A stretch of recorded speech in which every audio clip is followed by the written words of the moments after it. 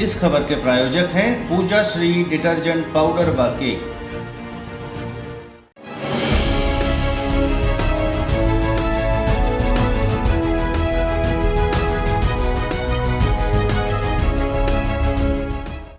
नमस्कार, मैं हूं केशव तिवारी और अलग अंदाज में ही रहती हैं खबरें हमारी।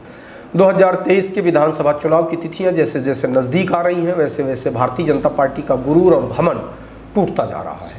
इसलिए भारतीय जनता पार्टी ने जिन नेताओं को अनुशासनहीनता के आरोप में भारतीय जनता पार्टी से निष्कासित किया था, आज उन्हीं लोगों से हाथ जोड़कर उनके चरणों में लेटकर उन्हें पार्टी में वापस ले रही है, जिसका नज़ारा अब सबके सामने है। भारतीय जनता पार्टी ने दमोह के स्थापित नेता जयंत मलैया, जो भारतीय जनता पार्टी की सरकार में वित्त मंत्री भी रह चुके हैं, उनके बेटे सिद्धार्थ मलैया को भारतीय जनता पार्टी में दोबारा वापस ले लिया है।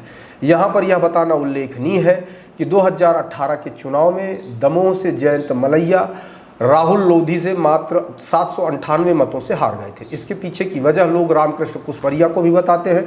पिछली बार रामकृष्ण कुसमरिया को भी भारतीय जनता पार्टी ने टिकट नहीं दी थी, जिसके चलते उन्होंने बगावत कर दी थी।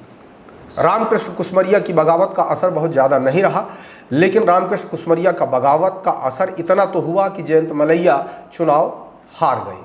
राहुल लोधी चुनाव जीतने के बाद दल बदल करके भारतीय जनता पार्टी का दामन थाम लिया, जिसके चलते राहुल लोधी को भारतीय जनता पार्टी ने दोबारा चुनाव लड़ाया और उपचुनाव में राहुल लोधी उतरे तो, लेकिन इस उपचुनाव में जयंत मलैया और सिद्धार्थ मलैया ने भारतीय जनता पार्टी के प्रत्याशी राहुल लोधी का विरोध किया, जिसके चलते कांग्रेस के आलोक टंडन उपचुनाव जीत गए। राहुल लोधी ने हारने के बाद हार का ठीकरा जयंत मलैया और सिद्धार्थ मलैया पे फोड़ा, जिसके चलते सिद्धार्थ मलैया को भारतीय जनता पार्टी ने 6 वर्ष के लिए पार्टी से निष्कासित कर दिया। पार्टी यह मानकर चल रही थी कि अब सिद्धार्थ मलैया और जयंत मलैया की उन्हें दोबारा कभी ज़रूरत नहीं पड़ेगी। लेकिन जैसे ही 2023 के चुनाव की आहट सुनाई पड़ने लगी और जिस तरीके से भारतीय जनता पार्टी के विरोध में सर्वे रिपोर्ट आ रही है, उसके चलते भारतीय जनता पार्टी के हाथ पांव अब सूजने लगे हैं। इस लिहाज से पार्टी के छोटे बड़े दोनों नेताओं का महत्व है। पार्टी 2023 की तैयारी में पूरी तरह से जुट गई है। इस लिहाज से भी दमोह से सिद्धार्थ मलैया की भाजपा में वापसी इस बात का भी संकेत देती है कि हो सकता है 2023 के चुनाव में भारतीय जनता पार्टी राहुल लोधी को टिकट न देकर सिद्धार्थ मलैया पर ही अपना दांव लगाए। ऐसे में भारतीय जनता पार्टी से राहुल लोधी भी किनारा कर सकते हैं, लेकिन अभी से कुछ कहना जल्दबाजी होगी।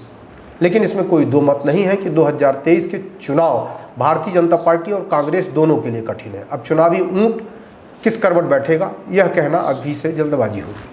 आपको हमारी खबरें कैसी लगती हैं, कमेंट बॉक्स में आके कमेंट कर सकते हैं, लाइक कर सकते हैं, शेयर कर सकते हैं।